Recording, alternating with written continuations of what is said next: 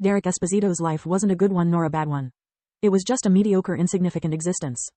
His father was a bipolar abusive man, capable of disappearing in his bedroom for days during the depressive phase. He would wake up only to eat, use the bathroom and the occasional, "let's make your life miserable" fit of rage. During his euphoric phase, he would work like a madman, but not having any talent either as a businessman nor as social climber, he was unable to both being successful and establishing the right connections. In his natural state, whenever he decided to actually take his medications, he was just a coach potato that would stand up and go to work just to avoid the blame and spite from neighbors and peers. Whatever was his mental condition, he always was a perfect example of an abusive father. His sons were always a disgrace in his eyes. They never studied hard enough, never were disciplined enough, nor did show enough respect. And he was always there to remember them how wrong they were. He would yell at them for the slightest mistake, constantly reminding them that they were just parasites that leached off his hard work. And when words weren't enough or when they did fail to meet his expectation with school grades or chores, there was no teacher like his leather belt. Hence, Derek and Carl had to quickly learn how to fend off for themselves, since their absent-minded mother practically forgot about them right after giving birth, dedicating her life in pursuit of peace and quiet, staying as far as possible from her spouse's tantrums. Derek was 2 years older, and desperately tried to take care of his little brother, but to no avail. They grew up watching and reading stories about heroes protecting the weak and upholding justice. But no hero ever appeared to save them.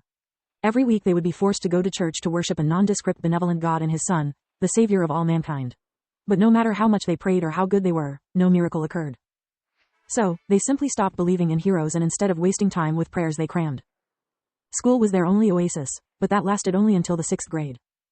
Once in middle school, it didn't even take a month before the bullying started. Their cheap clothes and gloomy disposition made them the easiest targets. They were so used being tossed around and insulted that they didn't even bother trying to fight back. For a long time, Derek had considered it the worst moment in his useless life. After a month, he knew he could not take any more of that, so he tried to make things better. He reported his father's abuses to the social services with an anonymous email, but being overworked and understaffed, the social work assistant made a brief visit and never came back. Then he tried to end the bullying by reporting their aggressors to a teacher, which in turn washed her hands by reporting it to the principal. The principal did not want to meddle with what he deemed as childish pranks, so he called Derek's parents to inform them of the problem, hoping they would let it slide. And at least his wish came true. Derek, instead, took an extra beating for not being man enough to face his own problems. "Are you really that stupid to never learn anything from me? Never delegate, if you want something done right, do it yourself." Derek had never felt so helpless and desperate, so that night he bawled his eyes out, until he fell asleep. That had been the last straw.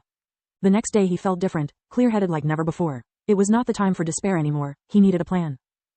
It would take him years to realize that something inside him had died.